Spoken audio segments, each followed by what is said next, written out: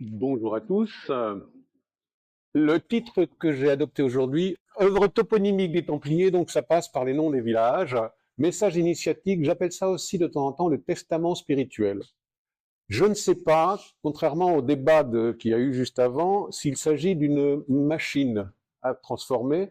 Je pense que c'est plutôt un message qui doit être compris. Alors moi, j'ai parcouru l'ensemble des lieux dont je vais vous parler et quelques autres.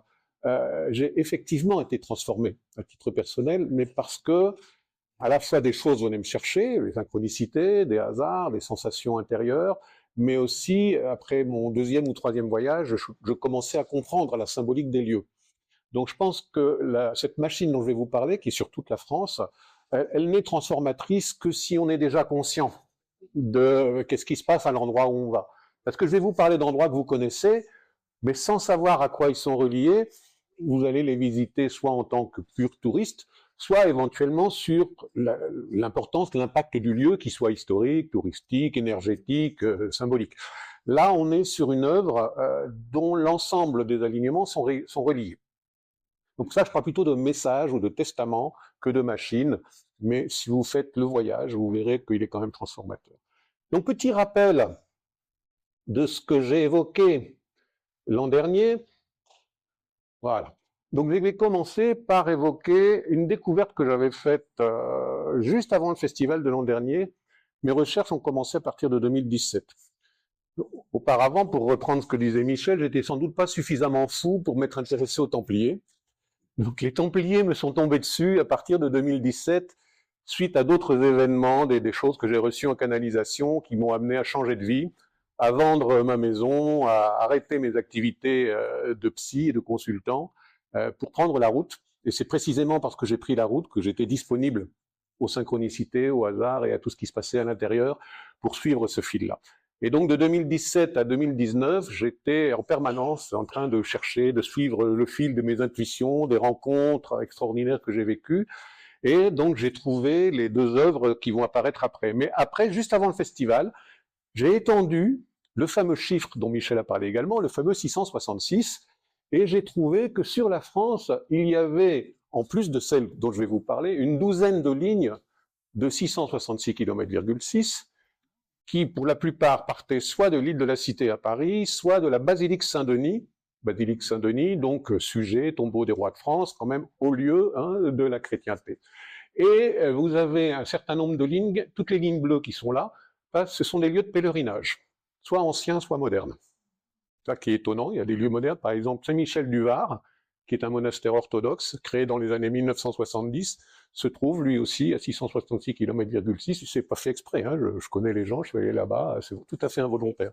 Vous avez la Madone du Tel, vous avez Lourdes, vous avez donc la grotte de Massabielle, vous avez Bétaram, qui est un lieu marial, vous avez pas exactement la grotte de la Sainte-Baume, mais en bas, le village, voilà. Donc il y a un certain nombre de lieux. Les lignes vertes, ce sont des châteaux. Vous avez le château de Montségur, le château de Salveterra à Opoul, code postal 66 600, voilà, histoire de rigoler. Et vous avez également le château de Perpertuse. Ok. On a également des lieux naturels. Vous avez entendu parler, le mont Bugarache. Donc tous ces lignes-là, donc certaines font partie de paysages du paysage de l'œuvre dont je vais vous parler, mais d'autres je les ai découvertes après. Et il y a une petite nouveauté pour le festival de cette année, mais ça, je vous en réserve la primeur et l'énoncé tout à l'heure au cours de mon intervention. Alors, ce que j'ai évoqué l'an dernier, c'est, à partir de ces lignes-là, ma conclusion qu'il y avait deux œuvres de géographie sacrée sur la France. Une, celle-ci, que je nomme la Croix des Rois. Pourquoi? Parce que, on va dire qu'elle est catholiquement correcte. Elle représente une croix latine. Et vous avez, donc tout ceci, vous avez des lignes de 666 km en diagonale, et vous avez également des segments de 666 km en plusieurs endroits. Donc ça, je ne vais pas en parler aujourd'hui, j'ai un peu évoqué l'année dernière, ça passe par des cathédrales, par des monuments religieux, par le Mont Saint-Michel notamment. Ici, c'est un petit village qui est en parallèle, c'est un village qui s'appelle Saint-Jure, correspondant à Saint-Georges, et on est exactement à la même distance de la Sainte-Chapelle et l'île de la Cité. Bon, je vous raconte pas, j'ai un petit peu, il m'a fallu plusieurs mois avant de tomber sur ce Saint-Georges-là, parce qu'il n'y a pas d'édifice religieux important. Bref, mais en tout cas, tout concorde pour que ce soit ce village-là de Saint-Jure qui soit l'autre extrémité. Et ça m'a amené, je me suis rendu compte que, je suis parti en fait, je lui rends hommage toujours à chaque fois, un petit livret qui s'appelle Le Christ sur la France, d'un monsieur qui s'appelle Michel Christian Soulier, et c'est lui qui m'a mis la puce à l'oreille. Et lui est en mode catho, tradi, et il est parti du Sacré-Cœur. Et du Sacré-Cœur, je me suis souvenu d'une vidéo dans laquelle il disait il y a 670 km jusque Lourdes ou jusque la Sainte-Baume. Au départ, quand j'avais entendu ça il y a quelques années, ça ne m'avait pas tilté. Mais le 666 est venu me chercher. Il m'a dit, tiens, et si je calculais à partir de 666 au lieu de 670? Et là, bingo, je tombais sur l'île de la Cité. Donc l'île de la Cité, vous savez que vous avez la Sainte-Chapelle, vous avez l'ancien Palais Royal, vous avez Notre-Dame de Paris. On va retrouver, parce qu'il y a des symboliques intéressantes avec tout ça. Et la croix de Michel Christian Soulier n'était pas celle que je vous montre là. Lui, il avait une croix dont l'axe horizontal ne me satisfaisait pas du tout. J'étais plus ou moins d'accord avec son axe vertical. Comme lui, je m'arrête à Montsalvi dans le Cantal, j'évoque le village de Tournemire dans le Cantal aussi, mais lui arrêtait à la cathédrale d'Amiens. Moi, je remonte plus haut, et là, je vais lancer un débat d'érudits que nous aurons sans doute en arrière-plan. En fait, tout commence à Saint-Omer. Et je suis à chaque fois en colère que certains collègues oublient de citer Geoffroy de Saint-Omer comme co-créateur des Templiers. Voilà, et la doxa fait qu'il est au fur et à mesure oublié, et même toi, Michel, tu l'as oublié, tu as cité Hugues de Pin et Montbard, il vient après. Et alors, je suis au départ criminologue et juriste de formation. Et après de multiples aventures, je vais devenir psy. C'est pas illogique, hein, criminologue, psy, etc. Ce qui veut dire que je travaille pas du tout comme les historiens. Je pars pas des mêmes indices. J'ai pas la même façon de réfléchir. Et donc, évidemment, je me base sur les mêmes outils que les historiens, les cartulaires, les écrits, etc. Mais je m'intéresse beaucoup aux relations entre personnes. Qui a été combattre avec qui? Dans quel régiment, on dirait aujourd'hui? Qui s'est marié avec qui? Qui est le beau-frère de qui? D'accord? Et ça, dans le débat que nous aurons entre érudits, il y a plein de petits détails et d'indices que le criminologue a relevés qui me font dire que Hugues de Pin, on peut largement en discuter, et que le rôle de Saint-Omer est beaucoup plus important qu'on l'imagine, notamment lié à la Normandie et au Bec et Loing, puisque le Bec et Loing, vous savez qu'en sont sortis Anselme de Canterbury, Lambert d'Arras, et ces gens-là étaient très liés avec Lambert de Saint-Omer, auquel a été confié par Bohémond de Tarente le premier manuscrit de l'histoire des croisades de Fouché de Chartres. Donc nous avons autour de Saint-Omer un certain nombre de personnages, dont 3 sont des docteurs de l'Église, et saints, s'il vous plaît, il ne faudrait pas oublier. Mais ça, c'est juste antérieur au début des Templiers. Et donc, je me suis intéressé à ce qui s'est passé avant. Mais ça, c'était pour la parenthèse et ma colère d'avoir oublié notre ami Geoffroy de Saint-Omer. Et donc, cette deuxième œuvre-là, pourquoi j'ai appuyé là-dessus? Voilà. Cette deuxième œuvre-là, je l'attribue aux Templiers. Elle est également basée donc sur des lignes de 666 km, et nous allons voir que les axes sont prolongés. Ici, on va se prolonger jusqu'à un village dont je parlerai tout à l'heure, et là aussi. Et comme par hasard, ces axes-là sont les points extrêmes du territoire français d'aujourd'hui. Donc le plus à l'est, le plus à l'ouest, le plus au sud de la frontière espagnole. Une petite exception pour le nord, puisque c'était le point le plus au nord du territoire français avant le rattachement de Dunkerque à la France. Donc on est à Gravelines, à l'embouchure de l'Aa, rivière que les cruciverbistes connaissent, mais qui est le point de départ, et là on va retrouver la Kabbale. On part de A, à l'est, on va à Tav, la dernière lettre de l'alphabet, et on revient à A. Et là, pour moi, dans ce que je vais vous décrypter, en termes d'hypothèse, évidemment, je n'ai pas la vérité, c'est le chemin spirituel. On part de cet endroit supérieur, on va à tu parlais de Malroute, hein, Keter, Malroute, on va retrouver ça aussi sur ce cheminement. Alors, donc voilà les deux représentations, une que je nomme Croix des Rois parce que je l'attribue à la famille royale, entre, on va dire à partir de Philippe Ier jusqu'à Saint-Louis, Louis IX. Et la deuxième, je l'attribue aux Templiers On verra pourquoi. Comme on parlait de souterrains et que le thème de la journée c'est les souterrains, ben, j'en ai pas beaucoup dans cette affaire-là, mais j'en ai quand même deux. Et on va retrouver un personnage dont tu as parlé tout à l'heure. Donc, ces deux axes verticaux ne sont pas les mêmes. On a un même axe horizontal, mais les deux axes verticaux sont un peu différents, sont un peu décalés. Et cette ligne de la croix de lumière que j'attribue aux Templiers est donc à l'endroit, là on est près de Beauvais, près de l'abbaye de Froidmont. Et dans cette abbaye de Froidmont, Blanche de Castille avait coutume d'aller se recueillir et prier très régulièrement, parce que la famille royale avait ici, à La Neuville-en-Haye, un relais de chasse. Et donc la famille royale allait souvent chasser, et à cette époque-là, Blanche n'était pas encore reine, elle était l'épouse du futur Louis VIII, qui était déjà assez puissant, mais n'était pas encore roi. Et ici, à cet endroit-là exactement, nous avons une statue de naissance de Saint-Louis. Parce qu'il est dit, par les habitants de ce village, que Saint-Louis est né à cet endroit-là, pendant une partie de chasse, justement. Et que, évidemment, au bout de 3-4 jours, dès que ça a été possible, ils sont retournés à Poissy, le lieu de résidence principal de la famille royale. Donc ici, nous avons une statue de Saint-Louis à cet endroit-là. Et ici, nous verrons que la rue Saint-Pierre, village bien nommé, Saint-Pierre, les clés du paradis, et vous verrez que la signification symbolique correspond justement aux clés du paradis.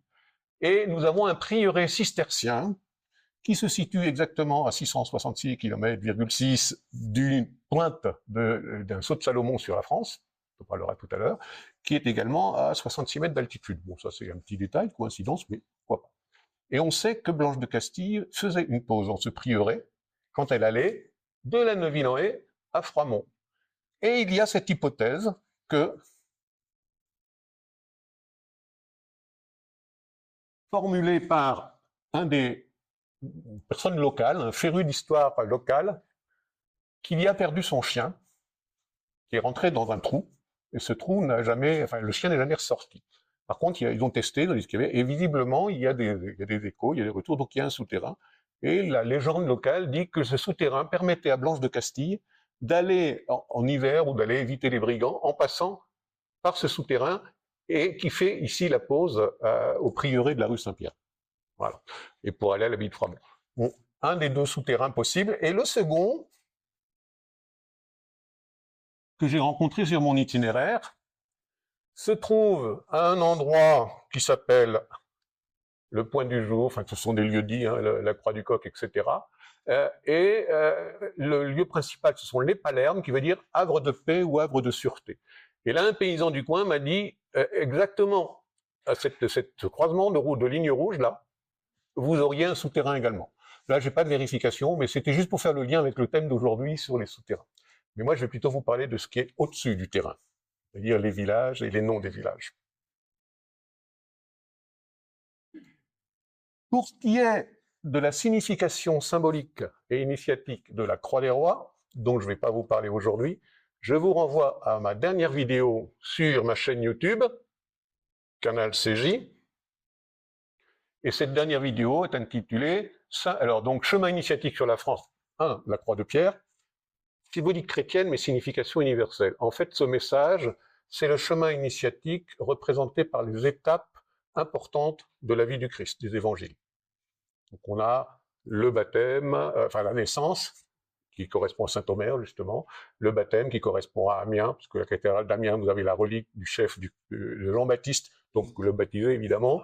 On a ensuite la Sainte-Chapelle qui correspond à la Passion.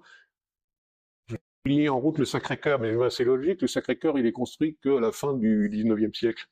Sauf qu'il a été rajouté par un membre de la famille royale, qui savait qu'il manquait une étape à cet endroit-là. Et il fallait que ce soit à cet endroit-là. Le Sacré-Cœur correspond à l'étape de la transfiguration dans les évangiles. Voilà. On passe à la cathédrale de Bourges, qui représente la mise au tombeau. On arrive à Tournemire, qui représente le nouveau regard, la résurrection. Et on termine à Montsalvi, le mont du Sauvé, qui correspond à l'ascension. Donc en fait, toutes ces étapes initiatiques de la vie de Jésus se retrouvent dans les monuments religieux. Et donc on a évidemment les diagonales avec Bétharram et Saint-Maximin à Sainte-Baume. Je vous renvoie pour plus de détails à cette vidéo-là. Canal CJ, une personne m'a posé la question, donc cela pose peut-être. Je m'appelle Christophe Jean, CJ. Voilà. Et c'est un prénom japonais qui existe, qui veut dire l'homme qui cherche. Donc je l'ai gardé comme ça. Pourquoi on a choisi le Sacré-Cœur, on n'a pas pu choisir l'église Saint-Pierre qui est juste à côté? Parce qu'il n'était pas sur la ligne. Le Sacré-Cœur est pile poil sur la ligne. Et qu'il fallait quelque chose d'un peu plus monumental, à mon avis. Alors, le chemin que je vous propose aujourd'hui, c'est d'abord de vous rappeler brièvement la structure de cette œuvre que j'attribue aux Templiers, de voir pourquoi j'attribue aux Templiers. On va essayer d'être bref. On verra dans un deuxième temps, de façon brève également, les différents symboles qu'on peut y voir, mais qui sont en correspondance avec des graffitis ou des fresques templières. Ce qui va me permettre justement de justifier le lien entre les Templiers et cette œuvre-là. Ensuite, très brièvement, je vous montrerai les différents symboles qu'on peut tracer avec ces différentes lignes. Il y en a plein. Mais ce qui va surtout nous intéresser aujourd'hui, ce sont ces trois parties-là. Un, c'est on va voir que ces œuvres-là sont manifestement liées à des versets de l'Apocalypse, principalement. Et un petit peu au livre d'Isaïe, Jérémie, mais principalement l'Apocalypse. Et là, on va rentrer vraiment à fond dans la toponymie et différentes correspondances avec des traditions anciennes. Je vais vous parler du tarot, parce qu'on en a parlé un petit peu, je vais vous parler d'alchimie, et je vais vous parler de Kabbale. Et parce qu'on va retrouver l'arbre des séphirotes dont tu parlais tout à l'heure, on va retrouver l'échelle de Jacob, on va retrouver le Graal, évidemment, parce que je prétends que le Graal des Templiers, c'est ce qu'ils ont dessiné sur la France. Et là, on va revenir à Marie de Champagne, et encore un que tu as oublié, Philippe d'Alsace, comte de Flandre. Tu en as parlé, effectivement. Mais et les comtes de Flandre sont vraiment extrêmement liés à cette affaire-là. Je parlais de Saint-Omer, Flandre, hein, évidemment. Donc c'est une zone beaucoup plus intéressante. Et alors, je vais faire comme Michel, je vais flatter mon propre ego. Il se trouve que, vous avez vu mes deux prénoms, Christophe Jean. Fievé, c'est mon nom à la ville. Mais sur mon caveau de famille, il y a d'un côté mes arrière-grands-parents, c'est Fievé Sillon. Sillon, ça vous dit quelque chose? D'accord, Sillon. Fievé, tu l'as évoqué tout à l'heure, on peut le décomposer. Peyod, Evav et Tav. Donc, à l'intérieur de mon nom de famille, j'ai le Yévé. OK? Et ce qui est étonnant, c'est que si vous lisez l'Apocalypse en détail, vous allez trouver certaines choses assez étonnantes. Voilà. Et puis, de l'autre côté du caveau de famille, et ça, je le savais, mais l'antériorité généalogique, on me l'a appris après, je n'étais pas du tout au courant, c'est Fievé Fauquemberg. Pourquoi j'insiste sur Saint-Omer? Connais-tu le nom complet de la famille de Saint-Omer? Saint-Omer Fauquemberg. Et il se trouve que la famille de Saint-Omer Fauquemberg non seulement a donné le co-créateur de l'ordre du Temple, mais 4 princes de Galilée et Tibériade. Ça vous dit quelque chose, Galilée et Tibériade? D'accord? D'où l'importance de Saint-Omer beaucoup plus extrême que l'on pense. Bref, tout ça c'était la petite minute de généalogie qui peut peut-être expliquer pourquoi il n'y a pas de hasard et pourquoi ce truc-là me tombe dessus. Parce que cette descendance-là, enfin cette ascendance-là, je ne la découvre qu'après avoir découvert tout ça. En rencontrant en Bretagne quelqu'un qui a écrit sur les Templiers et qui va me dire: est-ce que tu connais l'arbre généalogique des Saint-Omer? Je dis: bah non, je n'ai pas travaillé dessus. Et c'est grâce à ce personnage-là que je vais découvrir ça. Et on voit dans l'arbre généalogique qu'effectivement, mon arrière-grand-mère est d'un village par lien de mariage où la famille des créateurs des Templiers a pu s'aimer. Voilà. Donc c'est assez étonnant, mais plein de choses dans mes aventures sont très étonnantes et prouvent qu'il y a une forme de prédestination. Alors je suis très embêté avec ça, parce qu'il y a des fois on se demande qu'est-ce qu'on va en faire, quelle est la responsabilité qu'on porte, etc. La première chose, c'est déjà transmettre, et puis voir ce que j'en ai compris. Et ce que j'en ai compris, bien entendu, je le répète, ce ne sont que des interprétations personnelles, étayées à la criminologue, c'est-à-dire quand même avec des arguments que j'estime assez solides. Voilà. Donc, allons-y, allons-y. Une structure extraordinaire.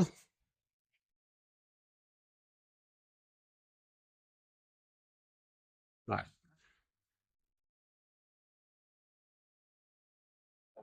On va mettre tout de suite le kilométrage. Voilà. Donc vous avez une énorme croix, dont je vous ai parlé tout à l'heure. Vous avez des diagonales qui font toutes 666 km. Et vous avez... Alors le saut de Salomon, il n'est pas purement équilatéral. Néanmoins, après m'être dit, bah, il y a une erreur quelque part, c'est moi qui ai dû la faire.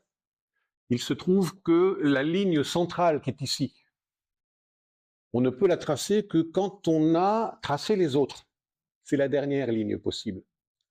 Et on va se rendre compte que la toponymie des lieux qui sont aux deux extrêmes et au centre fait la preuve par 9, pour ceux qui ont été à l'école ancienne, que, bah, a priori, c'est bien ça, ce sont bien ces points-là. Pourquoi? Parce qu'ici, nous avons un lieu-dit, plusieurs lieux-dits, mais un lieu-dit qui s'appelle notamment Noiron. Exactement à équidistance de ce côté-là, nous avons un village qui s'appelle Sainte-Marie-la-Blanche. Noiron-la-Blanche. Mais c'est pas suffisant, parce qu'en plein centre, dans les différents lieux-dits, il y en a un qui s'appelle la blanchisserie.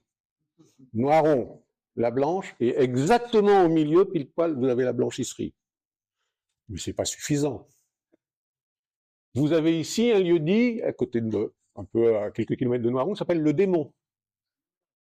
Et un des quartiers de Sainte-Marie-la-Blanche s'appelle le Paradis. Et exactement au milieu, à côté de la blanchisserie, un lieu-dit s'appelle le Loquet des Enfers. Vous avez le Démon, le Paradis, pile poil au milieu, le Loquet des Enfers. Ça va? Mais c'est pas suffisant. Vous avez ici le petit hameau qui s'appelle Bournezeau. Bournezeau, en patois local, ça veut dire les petites eaux. Et Sainte-Marie-la-Blanche, dans le temps, s'appelait Sainte-Marie-Albiac. Et en patois local, ça voulait dire la haute fontaine. Les petites eaux, la haute fontaine. En plein milieu, vous avez un lieu-dit qui s'appelle le Gué. Et ce gué dans l'axe vertical va correspondre au gué du Yabok, qui est l'endroit où Jacob a eu son rêve. Pour moi, donc ça, c'est l'interprétation que j'en fais. Les lieux-dits c'est factuel. Les kilométrages, c'est factuel. L'équidistance, c'est factuel. Alors, nous avons un certain nombre de lieux, donc je vais commencer à évoquer l'importance au fur et à mesure. Donc, cette structure-là, sur la base, vous avez les diagonales, vous avez les segments également sur l'axe vertical. On a un segment de 666 km depuis ici, qui est le château de Salveterra, à Oppoul, dont on sait qu'il a été construit par Jacques Ier d'Aragon, qui a été en captivité pendant son enfance à la forteresse de Monzón. Forteresse de Monzón, qui est une des forteresses majeures des Templiers en Espagne. Donc Jacques Ier d'Aragon a été tutoré, éduqué par les Templiers. Et il construit un château, pile poil à 666 km,6 de l'île de la Cité, qui s'appelle le château de Salveterra. Je disais tout à l'heure, Oppoul, code postal 66 600. Bon, hein, code postal, ça date de 1972. Donc, est-ce qu'il y a une volonté? Est-ce que c'est quelque chose qui nous dépasse, qui a abouti à ce résultat-là? Je vous en laisse juge. On a un autre segment de 666 km également, qui va de cette pointe de l'étoile dont vous parlez tout à l'heure, un petit mont qui s'appelle l'Aubrespi. L'Aubrespi en occitan, ça signifie l'aubépine. L'aubépine est un arbre que plantaient les Templiers dans leur commanderie systématiquement. Et évidemment, alors il m'est arrivé, le début de mes aventures commence exactement à cet endroit-là. Alors que je n'ai pas rien du tout cherché. Hein. Je me suis inscrit à un stage de développement personnel, et puis au fur et à mesure, je vais comprendre que je suis exactement à la pointe du saut de Salomon. J'y ai passé une dizaine de stages à cet endroit-là, donc le hasard m'a conduit à cet endroit-là. Et ce mont se situe également à 660 mètres d'altitude. Bon, bon. Et il y en a plein comme ça. Ici, vous avez également 666 mètres d'altitude au pied de la grotte de la Sainte-Baume, dans le village qui s'appelle Le Plan. Et le lieu-dit en question s'appelle la Magdala. Donc c'est pas la grotte exactement, parce que la grotte exactement, elle a 667 km,2. Par contre, en bas, à 660 km,6, le lieu-dit la Magdala, à côté du village Le Plan, donc Le Plan, pareil, y a-t-il un plan et est à 666 mètres d'altitude, et à 666 km de l'île de la Cité également. Bon, bref. Donc, et puis alors, je vous ai parlé de la rue Saint-Pierre tout à l'heure, donc l'Aubrespi est à 666 km/6 du prieuré de la rue Saint-Pierre. Je viens de parler de la prieuré, donc on est chez les cisterciens. Cette œuvre, pour moi, elle est principalement œuvre templière, mais les cisterciens sont dans le coup, et les prémontrés sont dans le coup. Ce sont trois ordres qui sont apparus à peu près en même temps, hein, au début du XIIe. Ce sont trois ordres qui ont connu un développement absolument extraordinaire. Les prémontrés, c'est moins connu. Les prémontrés, c'est un ordre de chanoines. Donc, les chanoines, ce sont vivent en communauté, mais font œuvre on va dire, d'évangélisation, alors que les moines cisterciens restent à l'intérieur des monastères. Et donc ces trois ordres-là se sont développés de façon exponentielle, et pour moi, c'était lié au projet d'arrière-plan qu'avaient notamment les comtes de Flandre et le comte de Champagne, de la res publica christiana.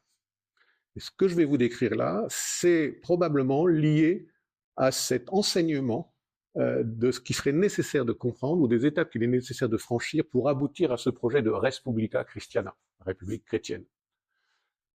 Alors, avançons. Ça, je vous ai évoqué déjà. Celle-là, on va la passer.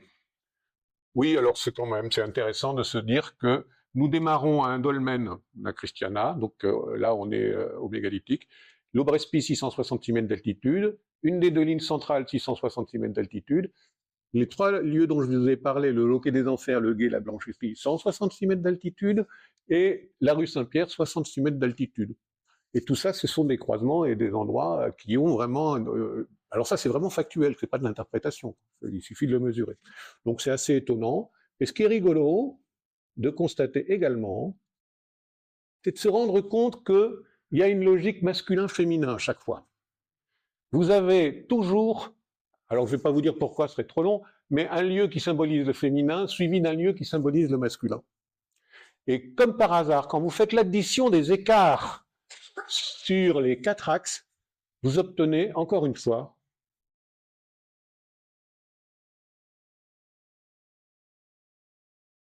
exactement, vous avez fait le calcul vous-même, 666. Je le rappelle, pour ceux qui seraient inquiets, que 666, tu as bien fait de le dire, c'est le chiffre de l'Apocalypse, et non pas le chiffre du diable. C'est un chiffre qui, à mon avis, il faut relier au calcul sexagésimal, c'est-à-dire les mathématiques qu'utilisaient les Babyloniens. Ah, je rappelle que celui qu'on nomme Saint Jean, qui a donc utilisé ce chiffre dans son Apocalypse, est un hébreu, est un juif. Et que chez les juifs, qui est l'ennemi, qui est la bête immonde, c'est Babylone, l'histoire des exils. Et donc le chiffre de la bête, c'est le chiffre de Babylone, pour moi. On est plus proche des différentes interprétations. Il y en a d'autres, mais celle-là me va bien. Voilà. Donc voilà pour la structure générale du truc, mais je vous ai dit que nous n'allions pas trop nous attarder. Je passe sur l'histoire de Saint-Georges, quand même brièvement. Sur l'axe horizontal, pour vous dire qu'il n'y a pas de hasard, en fait, il y a des villages qui racontent l'histoire de Saint-Georges et le dragon. Vous avez exactement sur l'axe, hein, pas à côté. Hein. Donc on commence par Saint-Georges, Saint-Jure, donc le village s'appelle Saint-Jure, mais c'est un village en Lorraine. Donc la Lorraine a été allemande un bout de temps, et donc Saint-Jure c'est Saint-Jürgen, et Jürgen c'est Georges en allemand. Donc Saint-Georges va secourir, le village de secours, monter sur son destrier, le village de Destry. Alors Mottern, c'est le bout, c'est là que c'est un village en Alsace qui s'appelle donc Mottern, en anglais on dirait Mothern, donc ça veut dire la mer effectivement, mais en alsacien le TH se prononce T, donc Mottern, et ce village s'appelait avant Matra, c'est un nom celte, Matra qui est la déesse celle de toutes les eaux. On verra que c'est intéressant parce que de l'autre côté, le village s'appelle Lochrist, et il s'appelait auparavant Pors Liogan, et en breton, soit ça veut dire le port de la lumière, soit ça veut dire le port de Lug. Et Lug, c'est le dieu le plus important du panthéon gaulois, panthéon celte.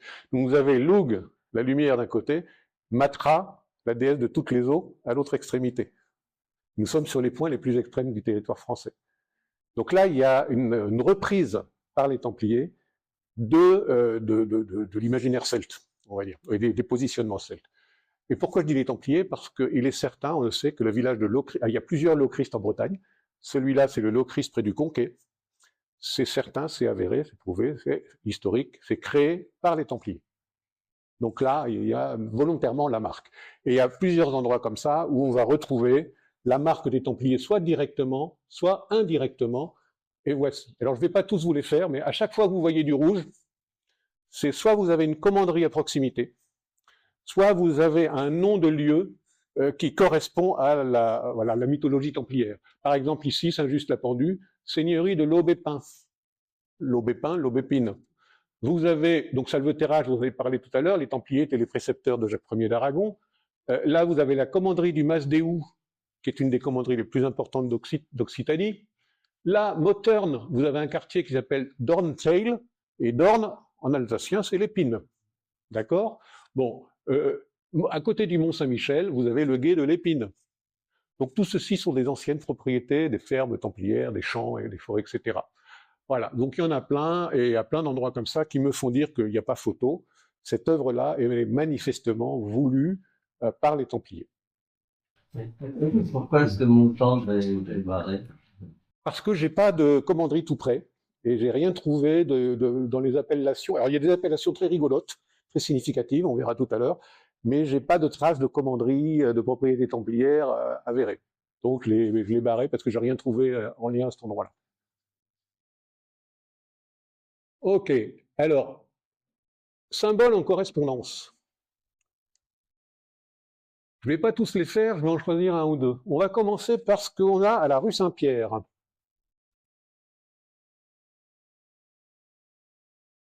Ça, c'est l'église de la rue Saint-Pierre dont vous avez parlé tout à l'heure.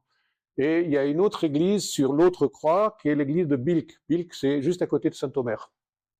J'ai visité plein d'églises en France. Ce sont les deux seules sur lesquelles j'ai trouvé ces graffitis-là.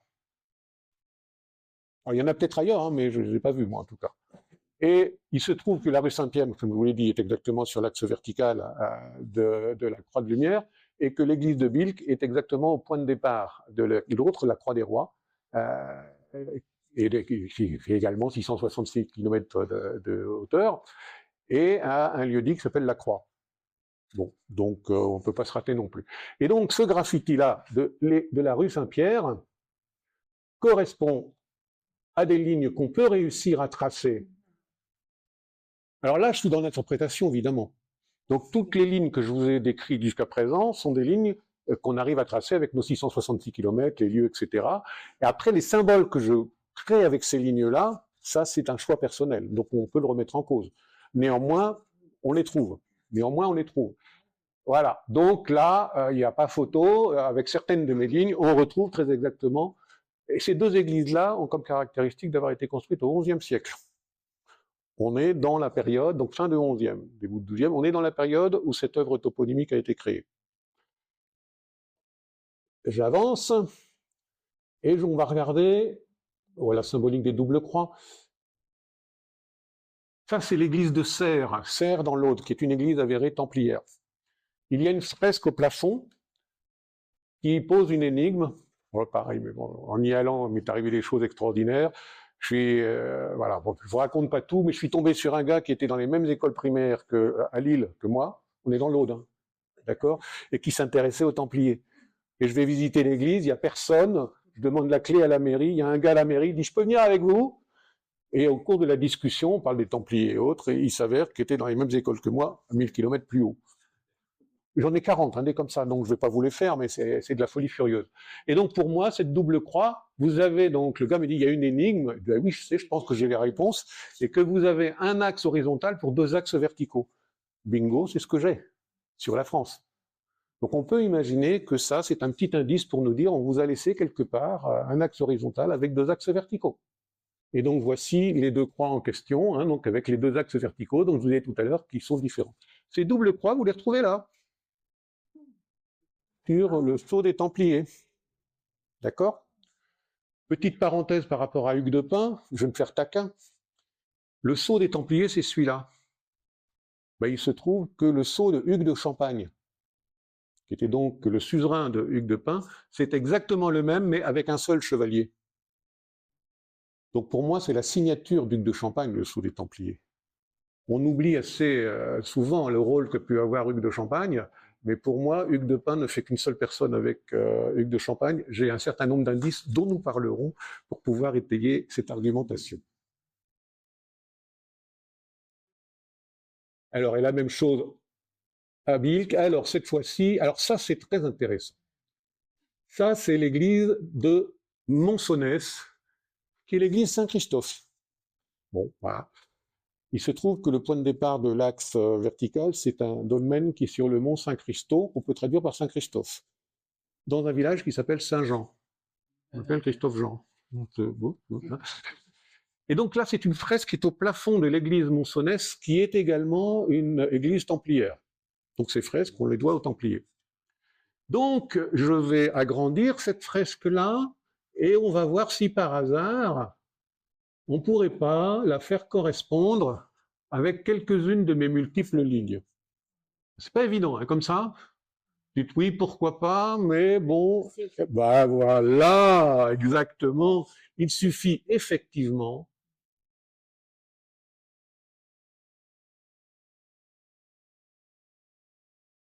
de la retourner comme ça. Et comme il s'agit d'un dessin qui est au plafond, si vous le regardez depuis le cœur, il est dans ce sens-là. Donc là, on commence quand même à avoir des idées que c'est pas tout à fait idiot ce que je trouve sur la France par rapport à ce que nous ont laissé comme indice factuel les Templiers. C'est pas fini. Nous avons des graffitis connus par tous ceux qui connaissent l'histoire templière. Ce sont les graffitis de Dôme.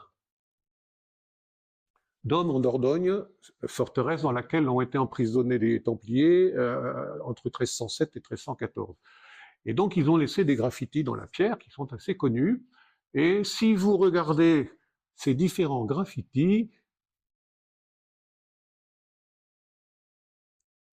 vous avez, alors ça c'est le plus connu, ce qu'on appelle le graffiti du Graal. Là, vous retrouvez quoi? Vous retrouvez, donc le Graal est là, ça c'est le Graal qui est là est agrandi, c'est un agrandissement de cette partie-là. Et ça, c'est un agrandissement de cette partie-là. Ça, vous retrouvez ce que je vous ai décrit tout à l'heure sur l'église de la rue Saint-Pierre et l'église de Bilk. D'accord? Et là, le Graal, alors là, bon, celui-ci, évidemment, on a ça comme correspondance. Je ne prends que des lignes existantes, hein, je fais que reporter des lignes blanches sur les lignes que j'ai trouvées auparavant. Et le Graal, le voici.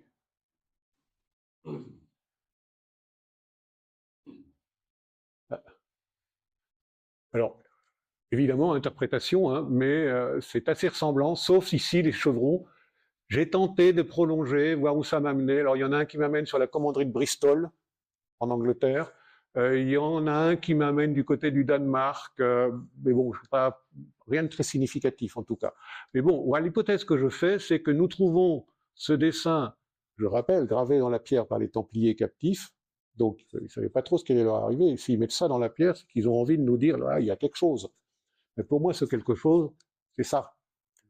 Et j'ai, voilà, mon ego un petit peu envahissant me dit, mais c'est toi qui as trouvé le Graal, évidemment. D'autant plus qu'il m'arrive plein de choses avec la notion du Graal, et que, connaissez-vous le chevalier, le seul et unique qui trouve vraiment le Graal? Affirmatif. On voit qu'on a... Exactement, c'est Galahad. Figurez-vous que je vous passe l'anecdote d'une rencontre avec quelqu'un qui vient d'Amérique latine, qui me dit « j'ai un Graal, je ne sais pas quoi en faire, etc. » Je la rencontre à Toulouse, on discute un petit peu, et on se rend compte que non seulement elle est originaire du même village que moi, mais sa maison a été construite sur les terres de mon grand-père, où j'allais jouer quand j'étais gamin. Et qu'elle est allée à l'école, mon oncle lui a fait la cuisine pendant toute son adolescence, mon oncle était cuisinier de l'école, et son copain d'école habitait la maison où j'habitais quand j'étais petit. Et c'est pas fini, parce que plus tard je lui envoie le blason du village. Eh bien figurez-vous que c'est le blason de Galahad. Il y a des moments où vous avez sur les épaules un truc qui dit « waouh, qu'est-ce qui m'arrive quoi, hein? Qu'est-ce qui se passe là ?» Bien, donc voici pour moi le Graal des Templiers. Mais ça, c'était les correspondances. Donc pour moi, ces correspondances, je vous passe sur le Baphomet, on l'a aussi évidemment. Je ne vais pas y aller. On va descendre sur voilà, les inspirations bibliques.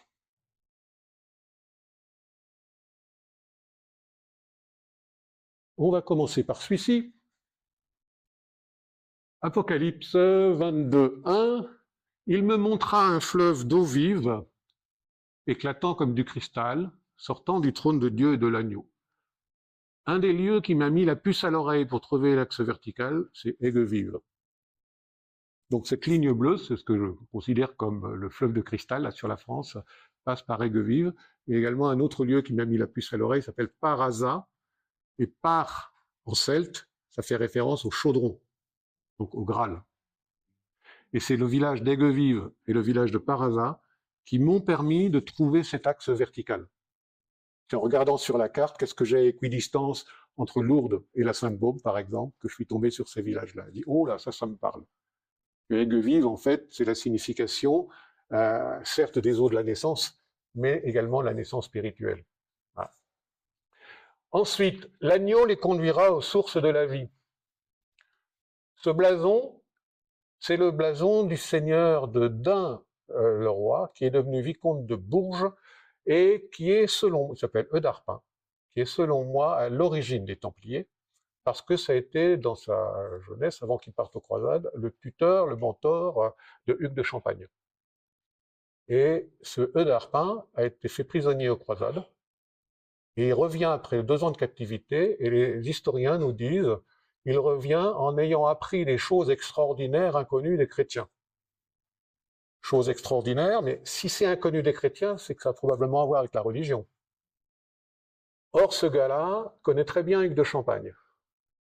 Il va devenir, parce qu'il a vendu ses terres au roi de France, il a perdu tout son argent en étant prisonnier, il revient, il passe voir l'empereur de Constantinople, il passe voir le pape, il passe revoir le roi de France, et tous ces gens-là lui disent, bah, écoutez, vous allez vous faire moine, hein, vous allez rentrer à Cluny, qui était à l'époque, que les cisterciens n'existaient pas encore, et comme on ne peut pas mettre un personnage de cette envergure-là comme petit moine, il va très vite devenir prieur de la Charité-sur-Loire. Charité-sur-Loire, qui fut la 2e plus grande église d'Europe à l'époque, après Cluny. Et cette abbatiale, dont les 3/4 sont tombés aujourd'hui, présente la particularité d'avoir, il y a 350 chapiteaux qui restent, c'est le seul endroit en Europe où vous avez 0 scène du Nouveau Testament sur les chapiteaux.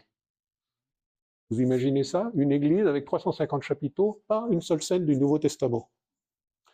Il y a 2 scènes bibliques sur 350. Les 2 scènes bibliques, c'est Samson en train de se battre avec les lions, et l'autre, c'est Daniel dans la fosse aux lions. Et ça, c'est en lien avec Babylone. Et vous avez effectivement un personnage en croix dans les chapiteaux, tout le monde dit c'est Jésus. Non, non, non, non, c'est pas Jésus, c'est Gilgamesh. Donc, qu'est-ce que nous dit Eudarpin, prieur de la Charité-sur-Loire, qui a été dépositaire de choses extraordinaires inconnues des chrétiens? Il nous dit, le Nouveau Testament et la Bible, peut-être qu'il faut remonter avant. C'est écrit dans la pierre. On le sait aujourd'hui. Mais à l'époque, il fallait oser le faire. Et il était tellement surveillé que le pape en personne est venu inaugurer l'église, Suger en personne est venu inaugurer. Pour être bien sûr que, bon, tu l'écris dans la pierre, mais pour le reste, hein, ça va aller, quoi. Mais il en parle à Hugues de Champagne. Et c'est justement dans ces moments-là que Hugues de Champagne va faire son premier voyage avec Hugues de Pin et Geoffroy de Saint-Omer en Terre Sainte. Donc je pense que c'est Eudarpin qui les incite à aller fouiller un peu plus loin. Voilà. Et d'où l'intérêt pour l'ésotérisme des Templiers. Et la source pour moi c'est Eudarpin. Vous voyez comment travaille le criminologue par rapport aux historiens. Et les historiens, Eudarpin, il y en a très peu qui en parlent. Et alors, ici donc, à cet endroit-là, c'est exactement la ville d'Eudarpin. Il se trouve qu'aujourd'hui encore, c'est un élevage de moutons mérinos. Exactement au centre de l'étoile du Saut de Salomon. Et quand j'y vais, ça je l'ai raconté l'année dernière, j'y vais 3 fois. C'est seulement la 2e fois que je suis un peu au courant de ce qui se passe là-bas. La première fois, j'y allais au hasard. Et là, je sais que la famille s'appelle Lamerville. Ils sont là depuis 300 ans, monsieur et madame de Lamerville. Et donc, je demande à voir, etc. Les circonstances font qu'il est très pressé, il n'a pas le temps de me recevoir, il dit, je vous accorde un quart d'heure. Donc, j'ai pas le temps de me présenter. Et en un quart d'heure, je vous pose 3-4 questions, etc. Puis il va très vite, au cours de ces questions, se rendre compte que je suis plus au courant que lui de ce qui se passe sur sa propriété. Donc, j'ai un peu plus qu'un quart d'heure. Donc, après 1h30 de discussion, bah, j'ai dit, on va rester en contact. Et là, je me présente, puisque je ne m'étais pas présenté. Je dis, je m'appelle Monsieur Piévé. Il me regarde, donc Monsieur de Lamerville me regarde avec des yeux comme ça. Vous êtes parent avec la mère de la ville? La mère de la ville, Monsieur de Lamerville. Je dis, ben, comment ça? Oui, Madame Berthe Fiévé. Vous savez comment se prénomme ma maman? Merde. Ok, donc je fais un peu compliqué. Donc l'agneau les conduira aux sources de la vie. Il se trouve que là, nous sommes au centre de l'étoile de David, du sceau de L'âme, Salomon ça sur veut la dire France. agneau. Hein? L'âme, ça veut dire agneau. Par exemple, tout à fait. Et alors ici, Zacharie, ce jour-là, des eaux vives sortiront de Jérusalem et couleront moitié vers la mer orientale, moitié vers la mer occidentale. Vous avez ici les axes qui vont sur le côté. C'est pas fini, évidemment, ça ne peut pas être fini. Je viens de vous parler donc des chaumes de la Périsse, ça fait référence. Le trône de Dieu et de l'agneau sera dressé dans la ville où les serviteurs lui rendront un culte. Vous avez le blason de la ville, le blason actuel de la ville de Dain, le blason de Darpin, donc l'ancien blason. Et donc le culte du mouton, c'est l'élevage du mérinos à l'heure d'aujourd'hui. Et puis vous avez effectivement pour moi, le trône de Dieu, il est ici. Gravelines, ville créée par Philippe d'Alsace, comte de Flandre, comme ce nom ne l'indique pas, et l'agneau, je viens d'en parler. La suite, évidemment, ça y est, ça apparaît, ça va apparaître. Bon. Au milieu de sa rue et du fleuve, c'est ceci. Donc vous aurez compris que mon interprétation, c'est qu'en fait, ce qui est dessiné sur la France, c'est la Jérusalem céleste, c'est la nouvelle Jérusalem de l'Apocalypse. Ce qu'ils ont voulu dessiner, c'est le concept de Nouvelle Jérusalem décrit dans l'Apocalypse de Jean. Et donc, de ça et là, de là, était l'arbre de vie portant 12 fruits. Pour moi, les fruits correspondent à différents points qu'on va trouver au bout de mes lignes. Vous avez ici la grotte de Lourdes, grotte de Massabielle. Massabielle, vous inversez, Bélisama. Donc, je vous rappelle que la grotte de Lourdes n'est chrétienne que depuis 1858. Apparition mariale à Bernadette. Donc auparavant, vous voyez, Lourdes comptait pour rien. Ben non, c'était un lieu celte dédié à Bélisama que le christianisme a transformé en Massabielle, en inversant les choses. Bon. Alors Montendre, on en parlait tout à l'heure. Je disais, il y a des noms assez marrants quand même. Donc déjà, Montendre, c'est l'endroit où se réunissent le masculin et le féminin. C'est que vous avez un triangle formé, ici un triangle en bas, qui est un triangle féminin, qui est en fait, sur la Croix des Rois, le lieu de pèlerinage marial datant du XIIe siècle, c'est pas Lourdes, c'est Bétharram, un lieu de pèlerinage qui est venu depuis le XIIe. Et de l'autre côté, c'est pas la grotte de la Sainte-Baume, c'est Saint-Maximin à la Sainte-Baume, avec le tombeau de Marie-Madeleine, découvert par Charles Ier d'Anjou. Et donc, ça, c'est le triangle féminin. Vous avez Bétharram, Marie, Saint-Maximin, Marie-Madeleine et Notre-Dame de Paris. Voilà. Ce triangle féminin est invité dans le deuxième message à s'élever, à ascensionner pour rencontrer le triangle masculin, masculin parce que nous avons Saint-Michel, Saint-Georges, dont je vous rappelle que tous les deux ont l'épée ou la lance pointée vers le bas. Donc le rôle du masculin, s'il veut rester sacré, c'est de garder son épée vers le bas, messieurs. Par contre, le rôle du féminin, c'est de se dire, ouais, donc quand même, si je veux m'élever, cette énergie-là m'est nécessaire, il va quand même falloir que j'accepte certaines choses. Et donc ce triangle formé par la Croix des Rois, en ascensionnant, va effectivement former, en rencontrant le triangle du masculin, l'étoile de David ou sceau de Salomon, au centre duquel se trouve le trône de l'agneau. Et là, nous avons le yin et le yang. Alors, et du coup, à Montendre, c'est cette pointe-là. C'est la pointe ouest du triangle féminin quand il a ascensionné. Ça s'appelle Montendre, c'est génial. Hein, quand le féminin a accepté de rencontrer le masculin. Et les lieux dits, alors excusez-moi, mais c'est sur la carte, je ne peux pas faire autrement, vous avez le Nic. Vous avez tout l'IFO. Hein, il lui faut tout. Okay, vous avez le terrier de Marie. Tout ça dans un rayon de 600 mètres, hein, évidemment. Okay, et vous avez, sur les cartes de Cassini, parce qu'aujourd'hui le nom a été changé, vous avez naissant. D'accord? Donc la rencontre du masculin et du féminin, la pointe donne naissant, mais après le Nic. Hein. Bon, voilà. Ils avaient de l'idée quand même, hein, c'est pas mal foutu. Hein.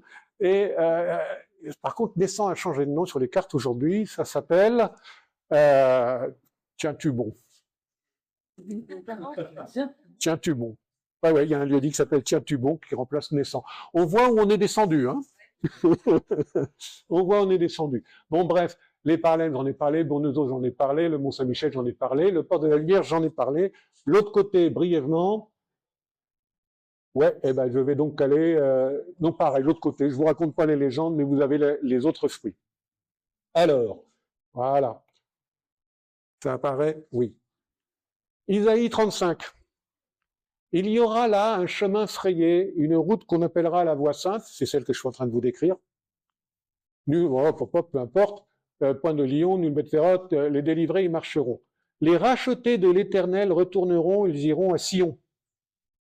Bon, je vous rappelle ma filiation. Et si vous partez de ce point ici, qui est l'embouchure de la à Gravelines, que vous tracez une ligne qui passe par Mottern, le point extrême à l'est de la France de cet axe horizontal, devinez à quel endroit vous arrivez? Sur le mont Sion à Jérusalem. Faisant quoi, là, Comment? c'est une ligne droite. Quand aussi on continue jusqu'au bout. Ah, oui, voilà, la ligne qui est là. On passe donc de la pointe de la pointe du Saut de Salomon ou de la pointe de la Croix, on passe par Mottern, on arrive sur le mont Sion. Si on fait la même chose depuis là, en passant par le mont Saint-Michel, on tombe à 600 mètres de Saint-Jacques de Compostelle. Donc c'est quand même bien conçu cette affaire-là. Alors ça, c'était pour les correspondances bibliques. Dans les 7 minutes qui me restent, je vais donc aller rapidement sur un autre sujet. Je passe les autres symboles possibles. Vous avez évidemment l'étoile à 5 branches, vous avez le monogramme marial, vous avez Maria, qu'on retrouve dans une chapelle du XIIe siècle, dans la seigneurie de l'Aubépin, dont j'ai parlé tout à l'heure, enfin juste là pour... Donc ça, je passe tout ça, on va arriver à la signification initiatique, et je vais directement démarrer par le tarot. Alors, à un moment, je me suis intéressé au tarot, je me dis, tiens, il peut y avoir des correspondances. En jaune, je vous ai mis les choses qui étaient évidentes. Il y a un lieu-dit qui s'appelle le démon, bah, je fais correspondre à l'arcane 15, le diable. Ensuite, deuxième chose évidente, il y a un village qui s'appelle Saint-Just-la-Pendue, donc bah, là, on fait correspondre au pendu, évident. Ensuite, bah, là, on rentre dans l'interprétation, mais l'Ochrist, Port-Slogan, le port de la lumière, bah, je fais correspondre à l'arcane 19, le soleil. Après, je me dis, mais tiens, a priori, c'est un cheminement remontant, cette affaire-là. Ce qui est le cas. En fait, ce cheminement est un chemin qui va du sud au nord. Et donc, l'Ochrist, le soleil, évidemment, Matra, déesse de toutes les eaux, la lune, et la rue Saint-Pierre, les clés du paradis, et bien évidemment, Saint-Pierre est connu pour être celui qui est l'officiant du jugement dernier. Donc, je fais correspondre le jugement. Tout ceci est assez logique. Le reste, c'est d'interprétation, discutable évidemment, mais vous allez pouvoir trouver, alors je vous mets l'ensemble d'un coup, évidemment, au sommet, le monde, 21, hein, les 4 vivants, etc. Et la suite, voilà. Petite chose intéressante, le village qui est à côté de l'Aubrespi s'appelle Copujol, l'union dans la joie. Et c'est justement, donc là on est à la pointe du Saut de Salomon sur la France, et c'est à cet endroit-là que mes aventures commencent, dans des stages de tantra, rencontre du masculin et du féminin, et que cet endroit-là, il y a des tas de légendes de village également. Bon, bref. Donc pour moi, il y a des correspondances dont je ne vais pas développer ici le sens, mais chaque endroit a une correspondance évidente avec la symbolique du tarot. Je m'arrête quand même sur celui-ci. À un moment, il ne me restait plus que la 16 et la 17, la maison Dieu et l'étoile. Au centre de l'étoile, je vais mettre l'étoile. Je ne veux pas mettre autrement. Donc il me restait la maison Dieu à mettre sur l'île de la Cité. Vous connaissez la symbolique de la maison Dieu. Pour ceux qui ne connaissent pas le tarot, vous avez une tour en flammes et avec un personnage qui se casse la figure. Voilà, Notre-Dame. Et il fallait que quelque chose se passe. Donc il y a une collusion entre le factuel, le symbolique, l'histoire et l'actualité. Et tout ceci se mélange, et moi j'essaie de me dépatouiller avec mon cerveau de criminologue et de psy pour pas devenir fou, mais parfois je doute que je sois pas tout à fait sain d'esprit. Nous avons évidemment celui-ci. Non, ça, le rébus hermétique, évidemment, on l'a, mais je ne vais pas vous le mettre. Je vais vous mettre, puisqu'on en a parlé, l'arbre des séphirotes.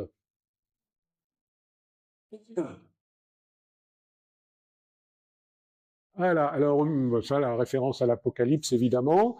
Et hop.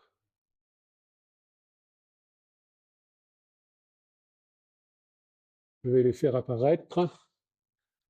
Comme l'a évoqué tout à l'heure Yann, en bas, nous avons ce dolmena Christiana qui correspond à la déesse Dana, qui est la déesse des abysses. D'accord? Et donc, cette déesse des abysses, pour moi, symbolise Malrout. Le haut, la couronne, Keter, AA, donc c'est la rivière qui est là-bas. Donc, je rappelle que ce village de Gravelines, à l'embouchure de là, est créé par le comte de Flandre, lui-même commanditaire du comte du Graal. Okay, donc, on est dans une volonté absolue de nous laisser quelque chose. Et que ça correspond pour moi à In Sof Aor, qui est, pour ceux qui connaissent la Kabbale, hein, on va dire la lumière divine. Ça correspond aussi à Abba Père, hein, dans les évangiles chrétiens, Abba, enfin Père, pourquoi m'as-tu abandonné? Ça correspond à Aqua, l'eau également, ou à Awa en langage local, qui était le fleuve. Bon, voilà. Donc il y a une correspondance. Vous avez également, sauf que là, je vais toutes les mettre d'un coup.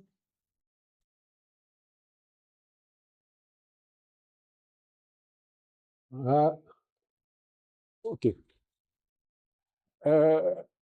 Les clés du royaume, pour moi, c'est alors Da'at. J'ai hésité entre Da'at, c'est la connaissance infuse, on va dire. C'est une sphère, une séphira qui n'apparaît pas, qui est symbolisée par un demi-cercle. C'est-à-dire que c'est quelque chose d'invisible. C'est cette connaissance qui nous est transmise quand on est connecté, quand on est attentif à ce qui se passe en dehors de nous, et au sacré ou au divin, selon votre vocabulaire.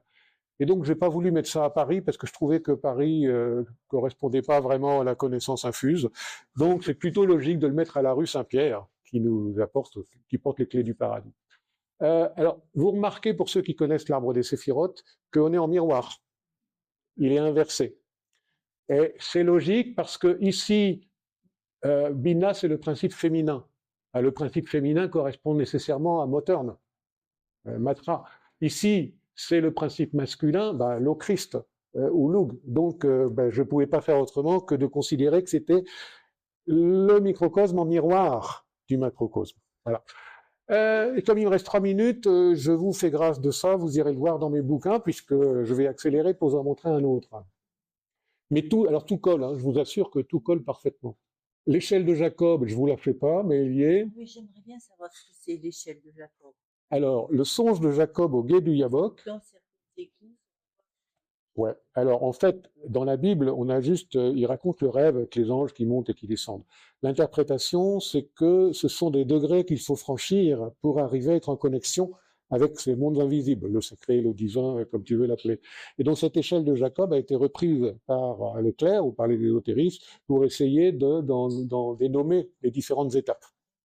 Et donc, ce qui a été écrit sur la France, à travers les différents lieux dont je vais parler de la plupart, mais pas encore de tous, on retrouve les différentes étapes du cheminement spirituel. Voilà. Merci. Alors, donc, je vous passe l'échelle de Jacob. Je vais revenir à... Bon, les chakras, ils sont aussi... Le yin et le yang, je vous en ai parlé, je ne vais pas vous le montrer. C'est l'alchimie que je voulais évoquer. Elle est où, l'alchimie? Elle est là, voilà. Voilà. Alors nous avons une gravure alchimique qui doit être du XVIe, donc beaucoup plus tard, mais qu'on retrouve aisément avec les différentes lignes qui sont là. Donc ça, c'est, on va dire, le point de départ pour se dire que nous avons une correspondance. C'est celle justement que je viens d'évoquer avec le Soleil et la Lune, puisque tout à l'heure, je vous ai dit, pour slogan, le Soleil et Motern, la Lune. Donc là, on l'a. Voilà. Mais ça, c'est pas suffisant. Il faut aller plus loin dans l'alchimie. Et là, on va prendre une gravure, également du XVIe, donc Christopher Morley et Theodorus Mückens, qui détaille les étapes alchimiques. Et il se trouve que vous avez sur la France des choses absolument extraordinaires correspondant à cette gravure. Vous avez 2 grottes là. Là, vous avez la grotte de Massabielle et la grotte de la Sainte-Baume. Là, vous avez les abysses, le feu. Je vous ai dit tout à l'heure, le dolmen Na Christiana, la déesse Dana, qui correspond aux abysses. OK? Ensuite, le château de Salveterra, la terre sauvée. Il y a un roc qui s'appelle le roc rouge à côté, qui a une histoire assez intéressante aussi. Et donc, c'est le démarrage du chemin. Par hasard, je vous en ai parlé tout à l'heure, en celte, ça veut dire le chaudron. Regardez ici ce que vous avez. Vous avez l'endroit où on commence à... Vous avez des volutes à l'intérieur là, de vapeur. Ça commence à chauffer. OK? Point d'interrogation, hein, je ne suis pas sûr de tout. Donc on a évidemment au centre la Périsse. Alors est-ce que c'est le caducée, est-ce que c'est la couronne? Pour moi c'est la couronne. Bon. L'île de la Cité, est-ce que les alchimistes peuvent reconnaître à quoi correspond ce rond rouge là? C'est le signe du soufre en alchimie, dont Stéphane nous a parlé tout à l'heure. Donc pour moi, l'île de la Cité, Paris, donc correspond à la symbolique du soufre en alchimie. Il vous faudrait une journée pour en parler, pour développer la symbolique et rentrer sur ce que ça signifie au niveau du chemin intérieur. Ce qui m'intéresse, moi, ça c'est de la structure. Mais ce qui m'intéresse, c'est le chemin à faire grâce à ça. C'est ça dont j'aimerais pouvoir vous parler. Sauf que, pour pouvoir vous parler de ça, encore faut-il avoir présenté l'ensemble de la structure. Et c'est là que vous comprenez qu'à chaque fois, il ne me donne qu'1 heure, alors qu'il me faudrait au minimum une journée. Et encore, il me reste 1 minute. Donc bon, voilà, vous voyez les correspondances. Et je vais terminer avec laquelle? Je vais terminer... Oui, bah tiens, je vais terminer avec celle-là. Donc évidemment, les chakras, ils sont, je vous passe. Mais pour faire un petit lien avec ce que je viens de vous dire, avec l'actualité, avec ce qui est vraiment important. Pour moi, que cette œuvre, ces 2 œuvres en fait, nous amènent à penser ce que les Templiers avaient compris dès le départ, c'est qu'il nous faut changer de niveau et passer d'une ancienne étape d'un Dieu transcendant, d'un Dieu extérieur, avec cette traduction ancienne, le royaume de Dieu est parmi vous. Si vous êtes intéressé à l'histoire des traductions des textes évangéliques, aujourd'hui, on peut admettre qu'on peut le traduire par le royaume de Dieu est en vous. Sauf que tout un temps, il y a eu des débats. Non, mais parmi vous, parce que parmi vous, voilà, il peut être à l'extérieur, quoi. Donc, et j'aime bien ce tableau ancien. Vous avez les 2 personnages qui regardent un Dieu extérieur, d'accord? Nous avons donc là un art qui est un art qui pousse à l'élévation. Donc, je pense qu'il nous faut passer de la révolution à la révélation du fait que le Dieu n'est pas transcendant, mais qu'il est immanent, que le royaume de Dieu, il est en vous. Et donc la représentation n'est plus un homme et une femme qui regardent au plafond, mais un homme et une femme qui se regardent, qui se rencontrent, qui rencontrent leur masculin et leur féminin, comme l'aurait dit une diapo que vous n'avez pas vue, mais que j'ai évoquée. Et donc, il nous faut passer de la révélation à l'art évolution. Et l'art, aujourd'hui ou avant, et cette œuvre-là, est pour moi une œuvre d'art qui nous pousse précisément à l'évolution. Et c'est ce chemin-là que je vous invite à parcourir, soit intérieurement, soit sur la France. Vous le ferez bien mieux en lisant mes livres qui vous racontent les différents endroits.